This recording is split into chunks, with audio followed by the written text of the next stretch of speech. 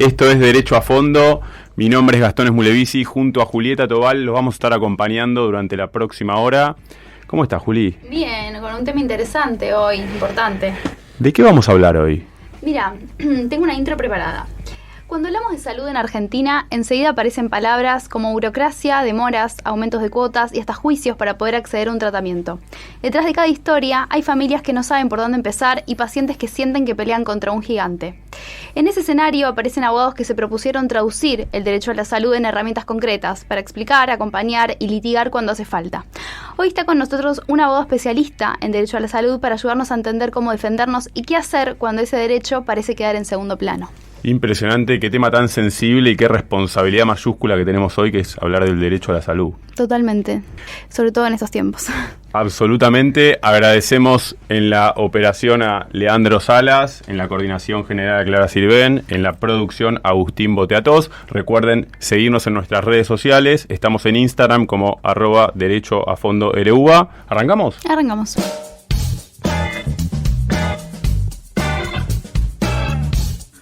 Comienza la entrevista en Derecho a Fondo. Continuamos en Derecho a Fondo. Recuerden seguirnos en nuestras redes. Estamos en Instagram como Derecho a Fondo RUA. También nos encuentran en TikTok y en YouTube y en Spotify. Ya tenemos sentado en los estudios de Radio UBA a Nicolás Osut. Él es abogado especialista en Derecho a la Salud. Es titular de la materia El Amparo en Salud del Ciclo Profesional Orientado de la UBA. También es titular de Amparando Salud junto con Martín Sabadini y todo el equipo. Bueno, bienvenido Nicolás a Derecho a Fondo. Gracias. Nos toca hablar de un tema crucial, diría, y que atraviesa a todos, ¿no? De alguna manera, como tiene que ver el derecho a la salud. Queremos meternos de lleno en lo que es la cobertura al derecho a la salud. ¿Qué cobertura tiene un paciente que está dentro del sistema de salud? Bien, a ver, en principio en Argentina el sistema de la salud es un sistema tripartito, por lo menos era así hasta la llegada de Milei con el decreto 7023. Tenemos un sistema público, que sería el general, en el cual cualquier ciudadano puede acceder, y luego tenés el sistema de las obras sociales y después el sistema privado de las empresas de medicina prepaga. Dentro de ese sistema están todas las personas que habitan en la Argentina y también las que están en tránsito. O sea, cualquier persona que está un tiempo determinado en la Argentina tiene un problema, va a un hospital público y lo van a atender. Lo que pasó a partir de la entrada en vigencia del decreto 7023 es que se incluyó dentro de la ley de las empresas de obras sociales a las empresas de medicina prepaga. Y de alguna manera lo que pasó es que empezaron a haber contradicciones sobre cuáles tienen que ser las coberturas que tienen que tener las empresas de medicina prepaga, cuáles no, cuáles son los diferenciales, cuáles no. Y en ese marco también pasó lo mismo con las obras sociales. En términos generales, el sistema de salud argentino tiene determinadas coberturas garantizadas para todas las personas. Eso está establecido por leyes específicas. La ley más conocida es la ley que establece el programa médico obligatorio. El programa médico obligatorio es como, voy a decir, una antigüedad, es como una alcoyana entre una enfermedad y una prestación médica, o entre una enfermedad y una droga en particular. Es decir, una persona que tiene tal patología tiene que recibir tal medicamento sí o sí dentro de cualquier plan de cobertura de salud, sea por una empresa de medicina prepaga o sea por una obra social. No puede oponerse a entregarle esa prestación y es 100%, entre comillas, gratuita, es decir, está incluida dentro del plan que pague esa persona. Entonces el PMO sería como un piso mínimo, ¿no? Es lo mínimo a lo que una persona tiene derecho a acceder por estar incluido dentro de una empresa de medicina prepaga o dentro de una obra social. Y en cuanto a lo que es cobertura y tratamientos médicos o las prótesis, ¿la obra social y medicina prepaga me lo tiene que garantizar al 100%? Sí, si está dentro del plan médico obligatorio. Y ahí hay como una discusión que terminamos teniendo todos los abogados y que las planteamos después judicialmente, que es que ese plan médico obligatorio no es taxativo, sino es enunciativo. Cuando uno agarra la ley y lee los fundamentos y lee el articulado, con lo que se encuentra es que tiene un espíritu, y ese espíritu es mantener y o mejorar la calidad de vida de ese paciente. Entonces, ese listado de prestaciones es el piso mínimo al que le tienen que dar. Pero eso no significa que no le tengan que dar algo mejor si hay un médico que se lo está ordenando. Siempre hago el mismo planteo, que es que la empresa de medicina prepaga o la obra social establece dentro de un listado cuáles son sus médicos. De esa manera da fe de que ese médico está lo suficientemente apto para atenderlo a uno en la patología que sea. No importa. Entonces, entiende que si ese médico lo atendió, lo estudió, hizo un diagnóstico y sobre ese diagnóstico indicó determinado tratamiento, es el mejor posible para esa persona. Luego no puede desentenderse de cuál es el mejor tratamiento médico. Como la ley establece que hay que tratar de mantener o mejorar la calidad de vida del paciente, vamos al ejemplo de alguien que tenga una operación de una cadera. Si hay que ponerle una prótesis y la prótesis no es la nacional, que es la que está establecida en el PMO, si no es una prótesis francesa de cadera, bueno, habrá que darle la prótesis francesa de cadera a cero costo para ese paciente. Porque lo que hay que tratar de hacer es mejorar la calidad de vida de esa persona. Esa persona ya va a tener un problema que es la operación, ya va a tener un problema que es cambiarle una prótesis, la cadera, se le va con esa intervención a poner un objeto externo, hay que ponerle el mejor posible para que tenga la mejor calidad de vida posible. Qué importante que es la salud.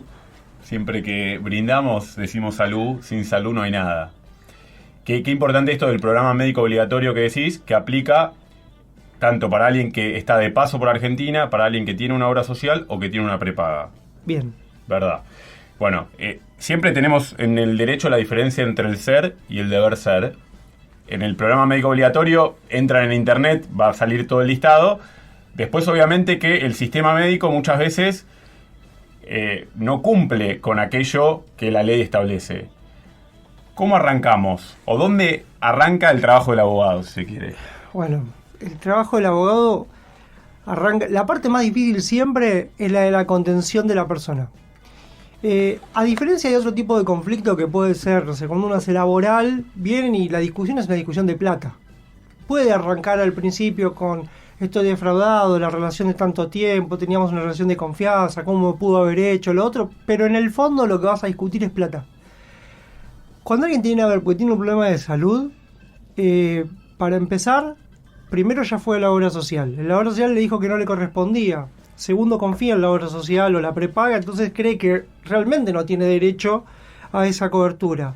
Tercero, seguramente hizo la cuenta de si lo podía pagar de manera particular. Se angustió, no solo por la enfermedad, no solo por la patología, sino porque no lo puede pagar.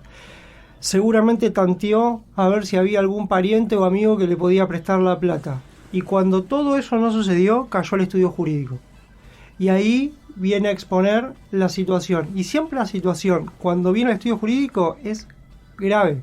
Nadie va a un estudio jurídico a hacer un amparo de salud porque la obra social, la empresa de medicina privada, no le cubre el Ibupirac.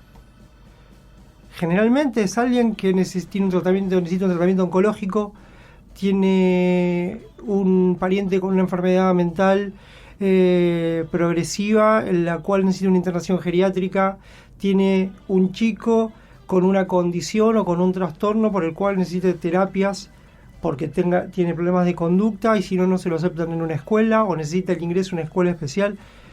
No solamente hay un problema que es jurídico, sino que hay un problema que tiene que ver con la contención de esa persona y de la familia de esa persona, que son todos los que sufren el problema de salud. En ese caso en particular, lo primero que uno hace es escuchar.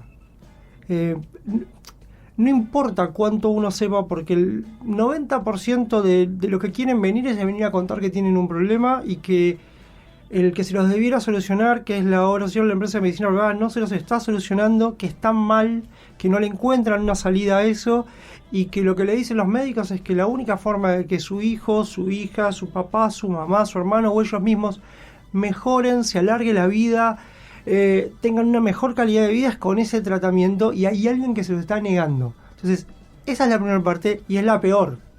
Yo siempre saco 2 o 3 ejemplos que es que una persona que viene y te dice, yo tengo 2 hijos que tienen autismo, entonces me tengo que quedar todo el día cuidándolos porque tienen un grado severo, mi marido es taxista, tenemos estado social, no tengo otra forma de trabajar para conseguir plata. Vos podés... ¿Cuán importante es la parte tuya jurídica si primero no está que esa persona venga, se desahogue, pueda contar lo que le pasa, vos puedas explicarle que primero vamos a tratar toda esa parte de que está bien que se ponga a llorar adelante tuyo, que es normal, que no le tiene que dar vergüenza, que lo que está mal es lo que está haciendo la empresa de medicina prepaga o la obra social porque hay una ley que la ampara, y después, bueno, vamos a ver cómo es el tratamiento, cuáles son los pasos a seguir. Y lo otro es alguien que te dice, mirá, mi mamá está muy mal y no la podemos cuidar y tenemos cuidadoras, y les dice que quiénes son y ya necesita otro tipo de acompañamiento. Bueno, es la mamá. Vos le vas a hablar de, bueno, ¿cuánto sale un geriátrico? No, primero vas a escucharle lo que tenga que decir de la mamá. Entonces, hay una parte que es la escucha activa. Y en esa escucha activa, cuando ya termina, cuando ya el otro está en posición de escucharte a vos, a qué es lo que vos necesitas técnicamente para poder plantear una estrategia judicial, ya desahogado le planteas, bueno, mirá, yo te entiendo, todo lo que vos me contás está amparado por determinadas normas, hay determinadas, en la Argentina, gracias a Dios, es uno de los países con mayor cantidad de normas protectorias del derecho a la salud del mundo, en la región ni hablar, pero del mundo. Esto arrancamos.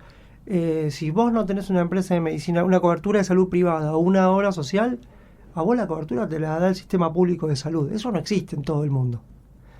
Entonces, tenemos un sistema avanzado, tenemos tratados internacionales que amparan el derecho a la salud, tenemos la Constitución Nacional y acá en la Cava tenemos la Constitución de la ciudad que garantiza eso. Entonces, vamos al paso 2. Necesito ver papeles. Yo necesito que todo lo que vos me contás lo diga un médico.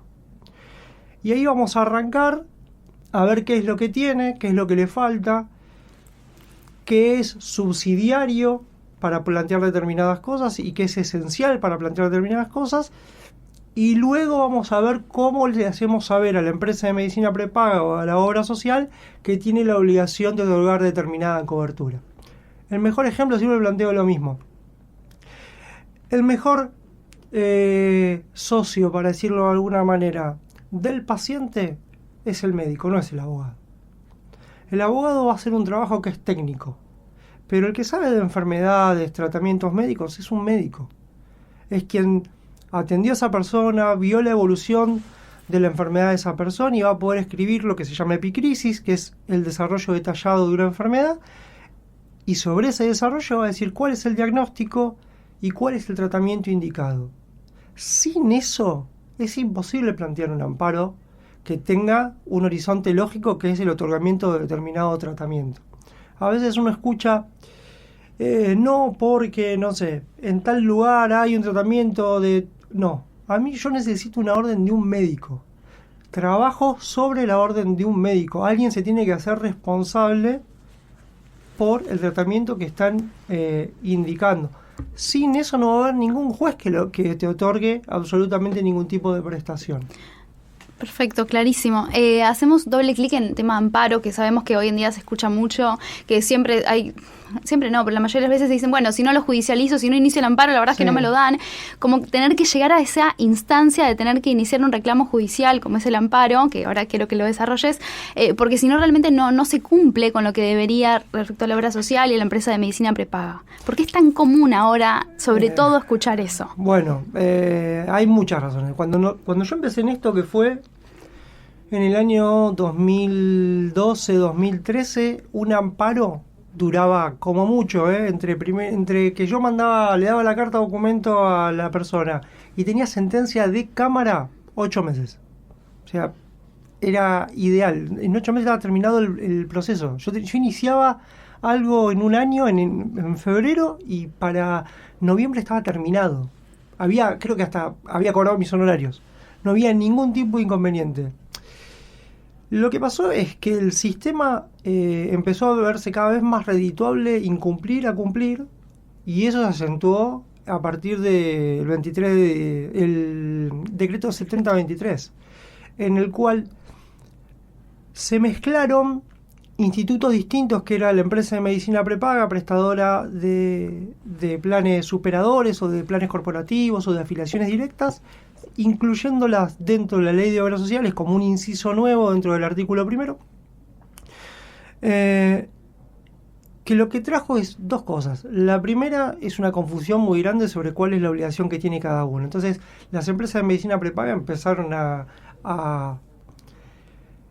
agarrar esa confusión a su favor, ¿no? Todos los vacíos que habían o todas las dudas que había la interpretaban a favor suyo y en contra del afiliado. Eso por un lado. La segunda es que entendieron que en el marco de las políticas públicas de este gobierno lo que se intentó con la desregulación y demás era que haya un incumplimiento y una depuración de padrón. Y la cuenta es sencilla: de cada 10 personas que tienen derecho al acceso a determinada prestación, solamente, pero esto es por estadística, una inicia un reclamo. La cuenta es fácil.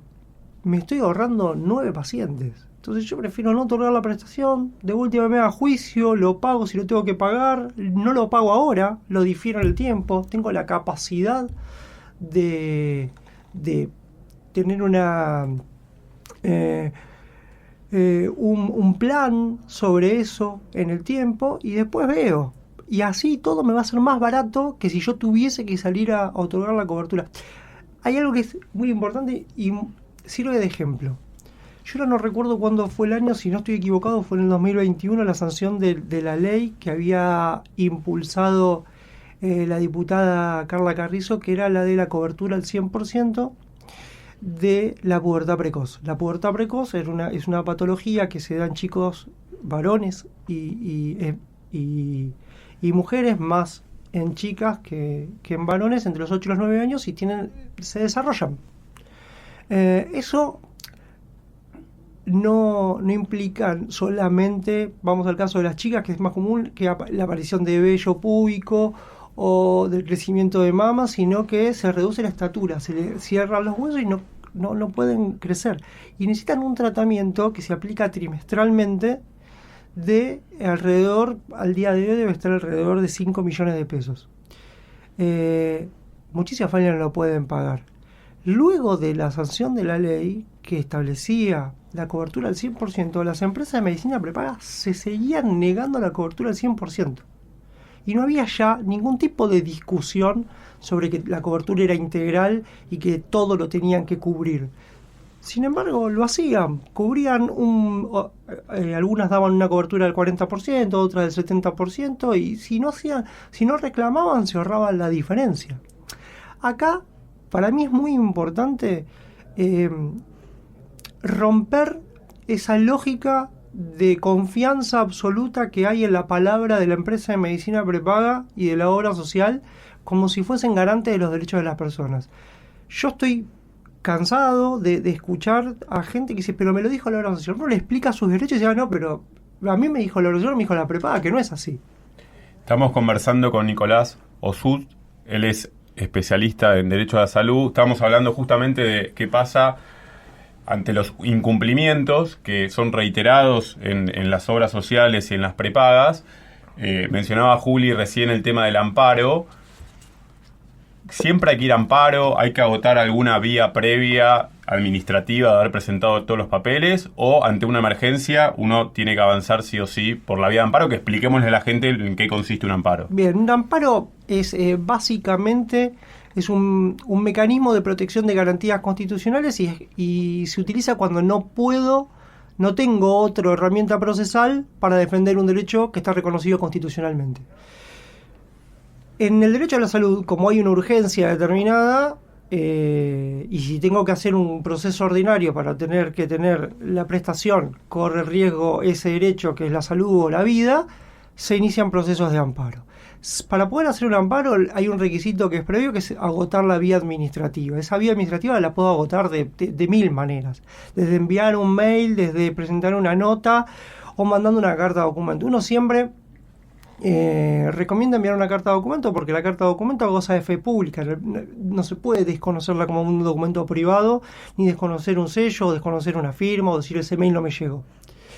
O sea, se necesita el rechazo expreso o el silencio de quien tiene que cubrir la prestación para después poder avanzar por la vía judicial. Tal cual. Y una vez que eso sucede, yo me puedo sentar, ver la documentación, o sea, a ver si tengo toda la documentación y hacer el escrito judicial, que es una acción de amparo.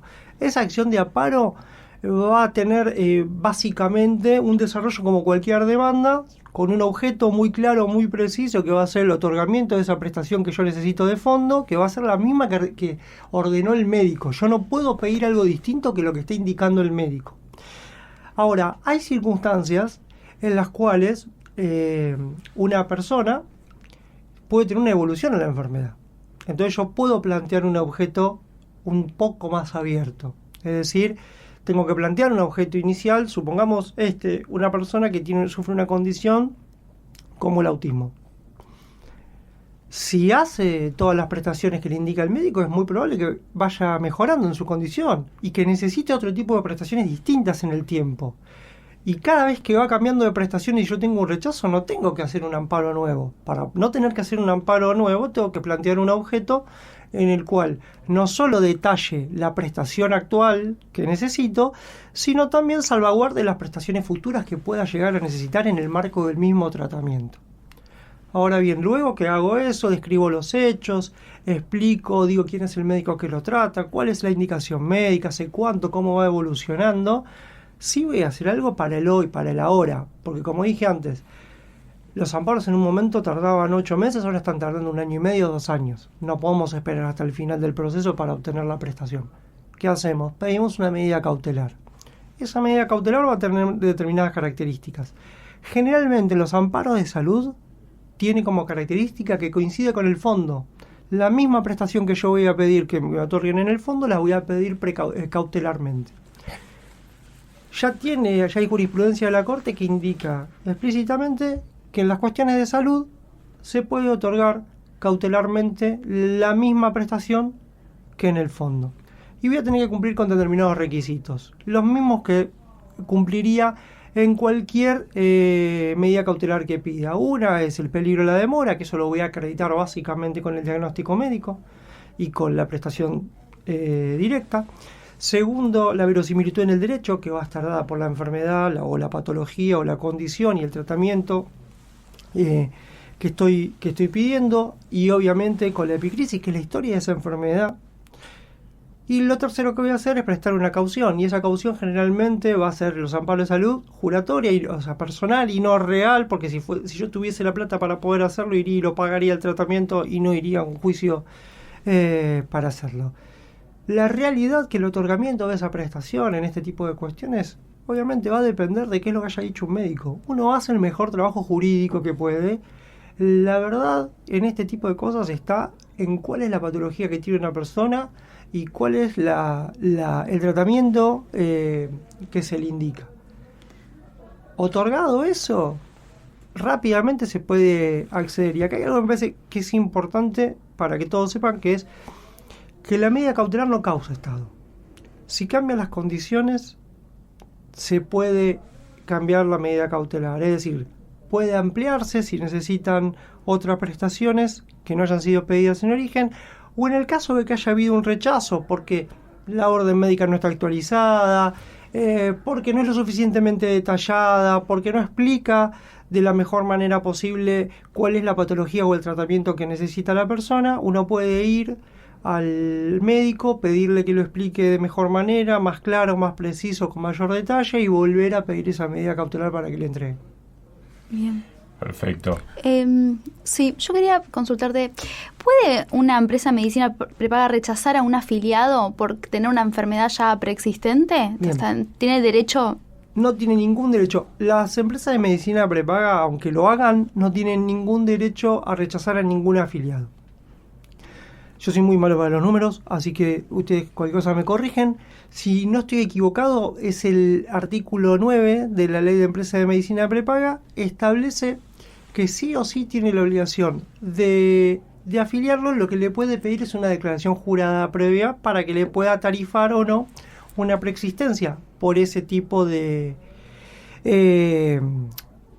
enfermedad. Ahora bien, ¿a quién se lo puede tarifar? Solamente al titular, ni al cónyuge, ni a cualquier otro integrante del grupo familiar. Es decir, yo me quiero afiliar a una empresa de medicina prepaga.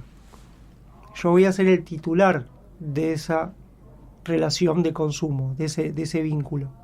Y voy a poner como adherentes a mi esposa y a mis 2 hijos. Si mi esposa o alguno de mis hijos tienen alguna enfermedad preexistente, alguna condición o lo que fueren, no puede ser tarifado como preexistencia, porque no es el afiliado directo. ¿Eso lo cumplen las empresas de medicina prepaga? No. Eso está mal. ¿Y por qué esto de solo el titular? Porque lo establece la norma. La norma, no solamente la norma, sino la reglamentación de la Superintendencia de Servicios de Salud, establece puntualmente que es solamente al titular de la relación contractual.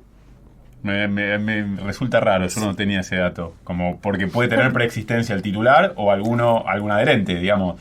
Sí, claro. En términos reales, pero bueno, Sí, lo que claro. dice la ley es la ley, Después, ¿no? sumo algo más que tiene que ver puntualmente con los hijos.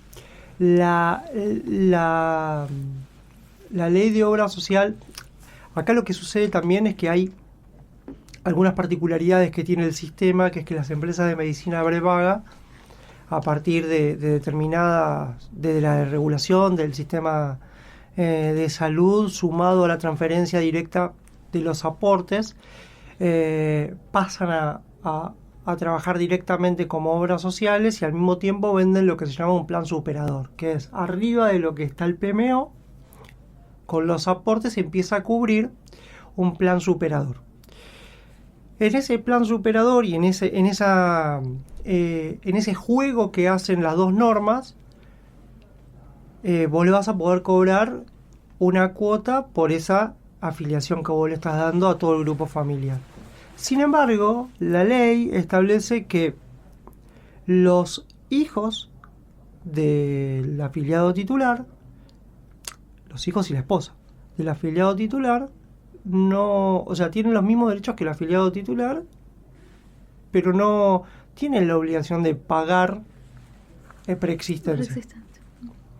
Entonces, es más, en las obras sociales, puntualmente, no se puede pagar preexistencia. No existe la declaración jurada y no existe la preexistencia. Si vos tenés una obra social única, no derivás a una empresa de medicina prepaga absolutamente nada, no importa, podemos dar cualquier OSECAC. Cuando vos te vas a afiliar a OSECAC, no te dan un formulario de declaración jurada para que vos completes. Ni siquiera te tienen que pedir nada en relación a tu grupo familiar. Tienen la obligación de cobrarte y en relación a los aportes que vos estás derivando, te tienen que dar las prestaciones de salud. Pueden cobrarte después un porcentual que es un 1,5% sobre sobre el porcentual que se aporta por cada uno de las personas que vos tenés a cargo. Ahora bien, no te van a poder tarifar una preexistencia, está prohibido solamente para las empresas de medicina prepaga cuando están dando un plan superador. Lo pongo, cuando la empresa de medicina prepaga actúa como obra social, es decir, en este momento hoy puede tener Swiss Medical por derivación de aporte directo como empleado y solamente eso, no tener un plan superador. O sea, una misma empresa puede actuar como obra social o como prepaga. Exactamente. Eso antes de la entrada en vigencia del decreto 7023 y las resoluciones de la superintendencia no existía. No existía esa posibilidad. Las obras sociales eran obras sociales y las empresas de medicina prepaga eran empresas de medicina prepaga. Lo que tenían las empresas de medicina prepaga era que te podían vender a través de una triangulación de aportes, o sea, los aportes iban del ANSES a una obra social y de la obra social iban a la empresa de medicina prepaga, era venderte un plan superador y esa cápita de esos aportes imputártela al valor del plan y vos pagabas el saldo. Eso era el régimen que existía hasta que empezó este gobierno. Eso lo destruyó. Las incluyó dentro, luego con el decreto y luego con la ley bases y luego con resoluciones, las incluyó como un inciso más, que es el inciso I, dentro de la ley de obras sociales. Entonces, hoy en día, cualquiera que deriva sus aportes de manera directa a una empresa de medicina prepaga, cuando saca lo que se llama CODEM, que es la constancia de cuál es la obra social, le va a aparecer obra social y la empresa de medicina prepaga. En ese caso, esa persona, mejor dicho, esa empresa está actuando para esa persona como obra social, no como empresa de medicina prepaga. Después me puede vender a mí un plan directo como afiliado y para mí sí va a ser una prepaga. Pero el vínculo que vamos a tener afiliatorio, contractual, va a ser distinto, va a estar regido de manera diferencial entre la persona que deriva aporte de manera directa y el que accede firmando un contrato, y por eso nos van a regir distintas normas. Ahora vamos a hablar un poco de aportes que nos preguntaron mucho los oyentes. No quiero dejar pasar, estamos hablando sobre derecho a la salud con Nicolás Osut. Un tema muy sensible que tiene que ver con el cambio de gobierno, que quiero preguntarte cuánto es real y cuánto no, que uno decía antes, bueno, los medicamentos, sobre todo para las personas mayores, están cubiertos al 100%. Hoy en día, ¿esa situación se mantiene? No, no se mantiene. Tengo como dos datos. Hay algunos medicamentos, o sea, la realidad fáctica no es que todos los medicamentos que se daban al 100% se eliminaron su entrega, pero sí la mayoría. Lo que torna en una situación en la cual las personas no tienen haberes para poder comprar remedios, casi lo mismo que si se hubiesen eliminado completamente. La gente no accede a su medicación, que sí era entregada al 100% de manera gratuita y que de alguna manera complementaba lo que eran sus haberes. Pero lo peor, que una vez no sabe si lo hacen con maldad o es gente que nunca estudió o no se asesoró o no conocen la materia, es que rompieron un sistema que funcionaba. El sistema de salud argentino funcionaba tan bien, pero tan bien para los privados, era tan redituable que los balances de las empresas de medicina prepaga desde el 2008 hasta el 2023 tuvieron resultado positivo, a tal punto que muchas de esas empresas de medicina prepaga diversificaron su actividad comercial y se compraron canales de televisión. Es decir, si el sistema no funcionaba y el sistema no era redituable, que alguien me explique cómo hicieron para comprarse canales de televisión. Claramente lo que pasó acá es que hubo una decisión política de limpiar padrones. No queremos tener determinado tipo de afiliados grandes, la gente, o sea, la empresa de medicina prepaga es como el seguro del auto, uno lo tiene para no usarlo. Entonces, quien más lo necesita, generalmente por una cuestión de estadística actuarial, es quien más años tiene. Claro, estos medicamentos gratuitos que estaban cubiertos, que ahora muchos de ellos estás mencionando que no están cubiertos, ¿cuáles son o para quiénes son? Si es para los jubilados, si los cubre el PAMI, y en todo caso, en aquellos casos en los cuales había un medicamento que estaba cubierto, que hoy en día ya no lo cubren, si cabe una acción de amparo. Te cuento dos cosas. Sí. En general, o sea, técnicamente recayeron sobre todo en los medicamentos que eran para las personas, para los adultos mayores, sobre todo los que otorgaba el PAMI. Y lo otro que hicieron fue encontrarle como una vuelta de rosca para no tener cobertura, que es que pasaron determinados medicamentos a venta libre. Los medicamentos de venta libre no tienen ningún tipo de descuento. De esa manera lo que generaron es que una parte de los medicamentos que antes estaban otorgados al 100% y tenían cobertura porque estaban dentro de la cobertura, los quitaron, y otra parte los pasaron a venta libre. De esa manera todo se lo transfirieron al jubilado, para decirlo de alguna manera, que es el grupo etario al cual tuvo más restringido. Ahora bien, ¿tiene todos los medicamentos, todos los tratamientos tienen solución, la entrega vía amparo? No, habría que verlo en caso particular. Hay medicamentos que sí, hay medicamentos que no, hay que ver cuál es, para qué era ese medicamento, hay que ver cuál es la capacidad de compra de ese medicamento, hay que ver para qué estaba dado ese medicamento. Te lo pongo, el otro día tuve una consulta por algo particular que no tiene cobertura al 100%, que era una prótesis dental. La realidad es que si alguien viene y me plantea, yo me quiero, no sé, poner 4 dientes, porque me faltan. Son 4 piezas dentales y la verdad es que difícilmente los consigan a través de un amparo, porque vos podés seguir comiendo. Ahora, si esa persona la única forma que tiene para comer es a través de prótesis dentales por determinadas características, porque tiene una enfermedad que hace que se le caigan los dientes, o porque tiene una enfermedad que tiene una incapacidad de deglución completa, entonces cambia el escenario en el cual esa prótesis pasa a ser esencial para mantener o mejorar esa calidad de vida de esa persona. Una persona que toda la vida tiene que comer determinada o papilla o determinado producto, pasar a poder comer sólido, que va a mejorar su calidad de vida, entonces ahí sí va a merecer esa posibilidad de hacer un amparo.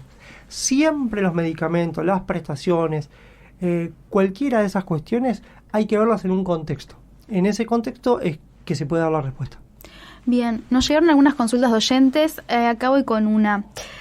Me dice... Mi abuela ahora se jubiló, ella tenía una prepaga que le cubría todo mejor, pero ahora la pasaron al PAMI. ¿Puede mantener ambas? ¿Cómo se hace? Bien, vamos a hacer 2 cosas. La primera es esta. La continuidad afiliatoria para mantener la misma obra social, que es lo que permite o la empresa de medicina prepaga si haga plan superador, lo tiene que hacer la persona dentro del primer año que se jubila y no haber optado por ir al PAMI. ¿Qué significa eso? Que el derecho de opción es del afiliado, no es una obligación. ¿Qué hacen las empresas de medicina prepaga habitualmente o las obras sociales cuando no quieren tener una persona jubilada? Le contestan que no lo van a aceptar como afiliado por la existencia de 2 decretos, que son el 292 y el 295 del 94. ¿Qué es lo que plantean esos decretos? Que se creaba un registro para quien quería.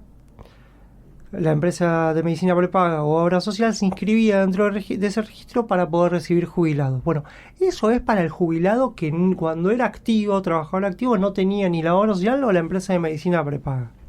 Es para el que, siendo ya jubilado, quiere pasarse a otra obra social o a una empresa de medicina prepaga. Ahora, el que mientras es trabajador activo, tiene una obra social y derivado por plan superador, o ahora en este momento tiene como obra social una empresa de medicina prepaga porque le deriva directamente sus aportes, esa persona, cuando inicia su trámite jubilatorio, ya tiene derecho de manifestarle a esa empresa de medicina prepaga o obra social que quiere continuar afiliado una vez que sea otorgada la jubilación.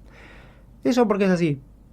Porque a través del decreto de la resolución 1 del año 25 de la Superintendencia de Servicios de Salud, los aportes pasan directamente, los aportes del trabajador pasan directamente, los aportes y las contribuciones pasan directamente del ANSES a la empresa de medicina prepaga que ese trabajador eligió.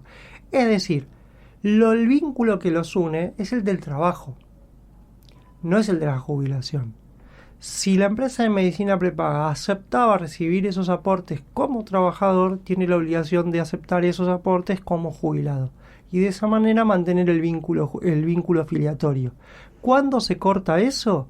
Cuando ese trabajador ahora jubilado decide voluntariamente pasarse o a otra obra social que acepte jubilados o a otra prepaga que acepte jubilados o al PAMI.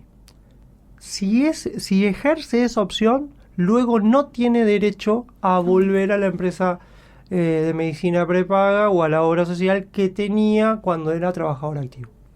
A ver, mira qué interesante, es un tema que han preguntado mucho O sea que alguien venía trabajando y tenía obra social, se jubila, si no hace nada, pasa directamente al PAMI. Exactamente lo contrario. Lo contrario, entendí perfecto. Bien, ahora, lo que vos entendiste es lo que hacen habitualmente las empresas de medicina prepaga y lo que hacen las obras sociales, que es sacarte de encima. Y usan una excusa, dicen, no, vos sos jubilado, te tenés que ir al PAMI, obligatoriamente. Es más, es algo que hace, si se fijan todos, el propio PAMI. Cuando un trabajador va a iniciar el trámite jubilatorio, no le preguntan si quiere mantener la obra social. Le tildan automáticamente, le cargan que va a PAMI. Ahora, eso no es una opción del trabajador. No hay ninguna firma de ningún trabajador, no hay ninguna manifestación. No está demostrada la voluntad, claro, que puede ser lo que le haya pasado en que en principio, me imagino que la mayoría opta por mantener el mismo servicio de salud que ya tenía. Sí, claro. Sobre todo si no puede volver para atrás. Exactamente. O sea, la mayoría de la gente quiere mantener la obra social. O la empresa de medicina prepaga es lo que quiere tener. De ninguna manera quiere cambiarla. Olvidémonos de PAMI, ¿no? De cambiarla. Ahora, cuando te lo hacen compulsivamente, lo que tenés es que accionar. Si vos te das cuenta que a los 3 meses de haberte jubilado te dieron de baja, tenés que mandar una carta de documento y decir, no, me dieron mal de baja, usted me tiene que reafiliar. Claro, pero los dos sistemas no conviven al mismo tiempo. Uno no puede tener PAMI y tener la obra social o prepaga que venía teniendo en actividad. No, solamente conviven los dos sistemas si uno lo tengo como obra social, al PAMI, y al otro lo tengo como empresa de medicina prepaga. Es decir, yo como trabajador activo tenía OSECAC. Me jubilo y no me interesa tener OSECAC. Quiero tener PAMI. Entonces, voy a PAMI. Ahora, cuando tenía OSECAC, también quería tener una empresa de medicina prepaga. Swiss Medical. Y pagaba como un particular, no le derivaba ningún aporte a Swiss Medical. Entonces yo, luego jubilado, sigo pagando mi cuota normal por mi plan, como un privado, un plan de salud privado. Entonces voy a tener al mismo momento, al mismo tiempo, a PAMI como obra social y a Swiss Medical como empresa de medicina prepaga. En ese caso, sí conviven. Lo que prohíbe el sistema de salud, porque es un sistema solidario, es que yo use 2 obras sociales al mismo tiempo. Es más, yo puedo aportar a muchas obras sociales al mismo tiempo, lo que no tengo derecho es a usar a más de una. El claro ejemplo es este. Supongamos, yo soy docente universitario y por eso me pagan un sueldo y por ese sueldo que me pagan me descuentan y esa plata va a DOSUBA.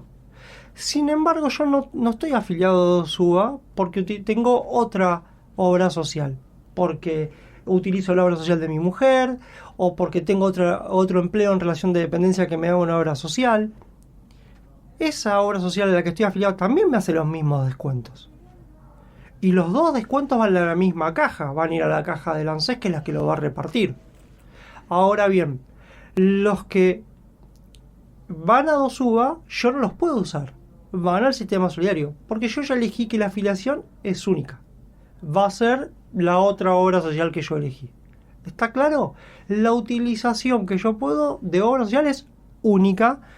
Yo puedo aportar a tantas obras sociales como trabajos en relaciones de independencia tenga. Si a eso le sumo un monotributo y tengo una obra social por el monotributo, puedo derivarle esos aportes a esa obra social. No la voy a poder utilizar.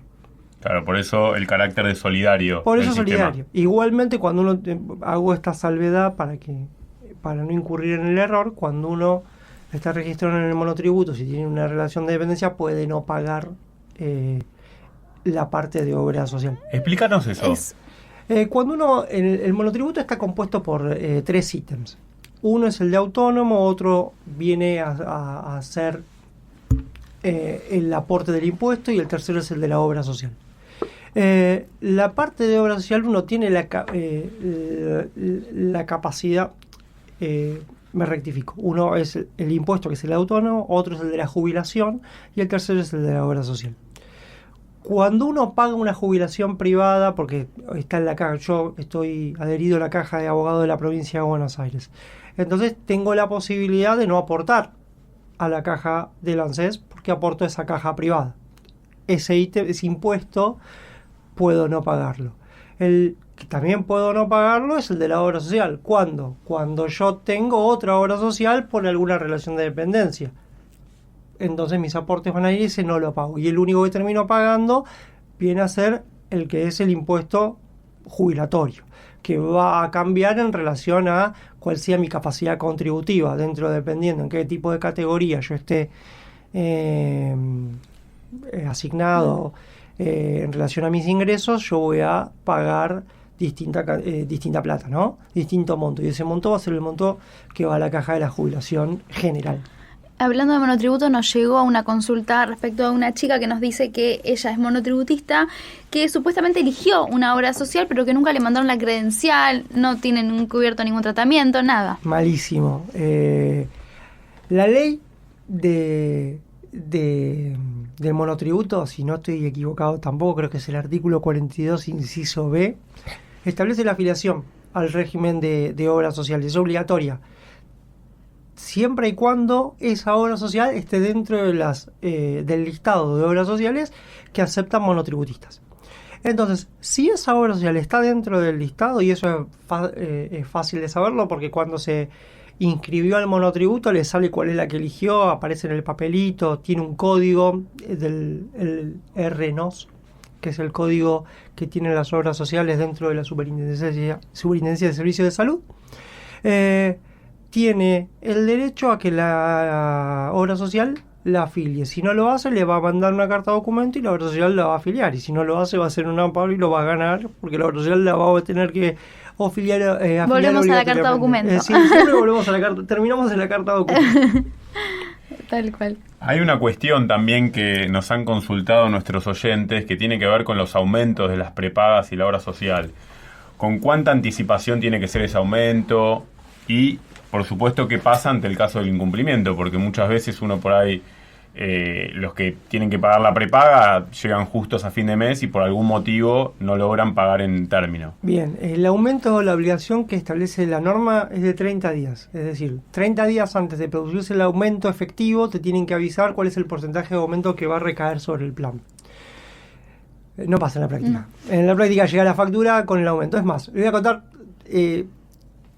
algo. Cuando salió la desregulación del sistema de salud, empezaron a aplicar cualquier tipo de aumento. Básicamente, Velocopit salió por la tele, C5N, y dijo, bueno, quédense tranquilos, ya nos juntamos todas las empresas de medicina prepaga y arreglamos que va a haber un 40% de aumento. Eso mereció una denuncia que terminó en defensa de la competencia por cartelización del sistema de salud, y un amparo que hubo dos amparos. Uno es Morsenti, que tramitó en la Justicia Federal de Entre Ríos, y el otro es el amparo que inició el Ministerio de Salud a través de la Superintendencia contra las empresas de medicina prepaga. En el marco de eso se terminó estableciendo que no podían establecer cualquier tipo de aumento, que es el aumento que tenía que ser era el del IPC, el máximo debía ser el del IPC, pero al mismo tiempo se estableció que podía haber un índice distinto, que era un índice que desconocemos cuál es, que es el índice propio de las empresas de medicina prepaga, que es el índice de la salud. Es decir, los costos de los medicamentos y los tratamientos pueden no ir de la mano del costo del índice al consumidor. Eso les da la posibilidad de aplicar un costo aún mayor en la actualización de cada cuota en relación a lo que sería la devaluación de la moneda, porque ese es uno de los tipos de aumentos. Después va a haber otro tipo de aumento que tiene que ver con los grupos etarios. O sea, tiene que estar autorizado el aumento. Y más o menos. Por lo menos avisarle a quien lo va a pagar con 30 días de anticipación, eso seguro. Sí, el sistema anterior a la entrada en vigencia de era un sistema que establecía dos cuestiones. La primera tenía que obviamente pedirle autorización a la superintendencia de servicio de salud, pero al mismo tiempo tenía que hacer dos cosas. Uno era mostrarle cuál era su estructura de costos, es decir, yo quiero pedirte un aumento del 9% porque esta es mi estructura de costos. Y subió. ¿Y qué hacía la superintendencia? Agarraba y traía el RIPTE. Y decía, bueno, el RIPTE, que es el promedio de los salarios, en blanco, y lo ecualizaba de alguna manera. Decía, bueno, ¿cuánto subieron los salarios? ¿Cuál es tu estructura de costos? ¿Cuánto subió tu estructura de costos? Merituaba eso, y en el marco de eso, de esas dos cosas, es que autorizaba determinado aumento. Eso se rompió. Ya no hay que presentar estructura de costos. En realidad hay que presentarla. Lo que no hay que presentarla es para ver cuál es el aumento permitido. Y al mismo tiempo no hay que pedirle permiso a la superintendencia para subir, sino decir, de alguna manera, denunciar cuál es el aumento que se le va a aplicar por cada uno de los planes y notificarlo al afiliado con 30 días de anticipación. Bien. Tenemos poco tiempo, sigamos con las últimas preguntas. Caso de trabajador que renuncia o es despedido, ¿por cuánto tiempo puede conservar la obra social? 3 la cobertura. meses. Sí, 3 meses. 3 meses. Eso es el 10 inciso C. Sí. Me gusta estar dando examen. Mañana, cuando Bien. vaya a la clase, ya me lo sé. Bien. Y sí, perdón. Y otra pregunta, nos llegó el caso de fallecimiento del titular, que es algo ahí que nos consultaron. Bien. Cuando fallece el titular, el grupo familiar, la esposa, los hijos, tienen derecho a permanecer en esa obra social. Lo que van a tener que hacer es pagar lo que sería la cuota, de alguna manera, el equivalente a lo que hubiesen sido esos aportes que el trabajador pagaba para poder mantener esa afiliación. Pero el derecho va a recaer siempre en la viuda y en los hijos. No, esa cobertura no solo se va a extender esos 3 meses, esos primeros 3 meses lo que la van a tener es gratuita. Luego, si quieren mantenerla, van a pasar a tener el carácter de afiliados titulares, van a continuar con el vínculo afiliatorio teniendo que pagar el equivalente de lo que eran los aportes. Perfecto. Y en caso de incumplimiento, de no pagar la cuota, ¿cuándo te la pueden cortar el servicio de prepaga, digamos? El servicio de prepaga siempre tiene que haber al menos 3 facturas, o sea, 3 periodos vencidos, y tienen la obligación de intimarte y darte un plazo de 10 días para que vos puedas regularizarte. Es decir, que tienen que darse 2 requisitos para poder darte la baja. Uno que tiene que ver con que vos tengas una deuda, y el segundo que te intimen a regularizarla y vos no la regularices. Si se incumple esa intimación, es ilegítima la baja y se puede pedir judicialmente que vuelvan a dar el alta habiendo pagado. Ahora, una vez que se perdió, si cumplieron con ambos requisitos y a esa persona le dieron de baja, no puede volver a reingresar con las mismas condiciones que tenía con anterioridad a esa baja, sino que va a reingresar como si fuese un afiliado nuevo. Estamos conversando con Nicolás Osut sobre derecho a la salud. Estamos quedándonos sin tiempo. No quiero dejar de mencionar, porque es un tema recontra trascendente que lo tenemos acá enfrente, el caso Libra, el cual te involucra. ¿Nos querés contar brevemente bueno, en qué consiste la denuncia o a quién estás denunciando? Hago lo más breve posible. Yo represento a una de las querellas, que es Martín Romeo, que es uno de los damnificados en lo que entendemos nosotros que es la estafa que ocurrió el 14 de febrero de este año, y que los partícipes necesarios de esa estafa, o quienes para nosotros cometieron ese delito, entre otras personas, son Javier Milei, Karina Milei y algunas otras personas de menor conocimiento público. ¿Qué es lo que entendemos que pasó? Es que se generaron reuniones previas durante determinada cantidad de tiempo, que esas reuniones eran para crear una moneda, pero que esa moneda tenía como valor público el de fondear pymes. Sin embargo, fue creada con otro fin, que era el de defaultear automáticamente la gente invierta en esa moneda.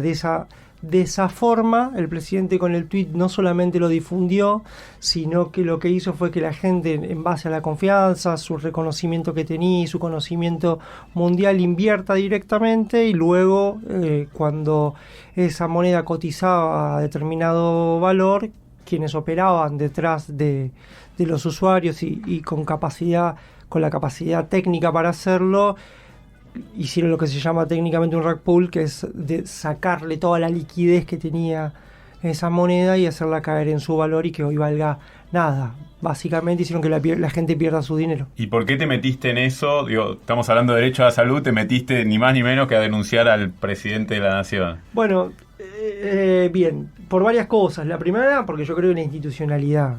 Eso me parece importante.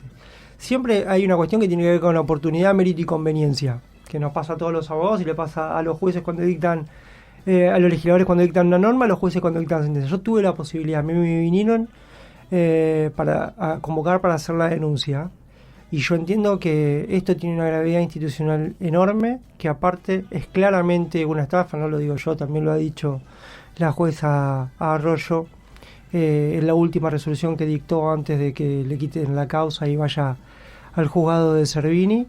Que esto le pega directo a un sistema que podría haber generado muchos puestos de trabajo y muchos ingresos al país, que es la tecnología blockchain, y porque yo tengo hijos y quiero mirar a la cara a mis hijos y decirles: yo tuve la posibilidad de mejorar este país y lo hice. Yo no me podría perdonar haber tenido la posibilidad de perseguir la comisión de un delito de tal trascendencia y no haberlo hecho. Es el grano de arena que uno aporta a mejorar el país. Estas cosas no pueden pasar. Hay algo que uno ve constantemente, que es el descrédito total en el servicio de justicia, y nosotros como abogados somos parte del servicio de justicia. Nosotros tenemos que poner nuestro granito de arena para mejorar el servicio de justicia. Yo de esta manera es que lo hago. Nicolás, muchas gracias por venir. Nicolás Osut, espero haber pronunciado bien el apellido. Perfecto. Con la dificultad que a mí me generan la pronunciación de los apellidos. Lo encuentran, tiene un estudio jurídico dedicado a temas de salud. Lo encuentran en Amparando Salud junto a Martín Sabadini también y todo el equipo. Muchas gracias por venir a Derecho a Fondo. Muchas gracias. Mil gracias a ustedes. Nosotros nos despedimos. Recuerden seguirnos en nuestras redes sociales. Nos encuentran en el Instagram @derechoafondoRUA. Estamos en TikTok y en X como Derecho a Fondo. Y si se perdieron el programa, Juli, En YouTube y en Spotify nos pueden encontrar como Derecho a Fondo Radio UBA. agradecemos en la operación a Leandro Salas. Mi nombre es Gastón Esmulevisi. El mío, Julieta Tobal. Nos reencontramos la semana que viene para seguir disfrutando de más Derecho a Fondo. Derecho a Fondo por Radio UBA.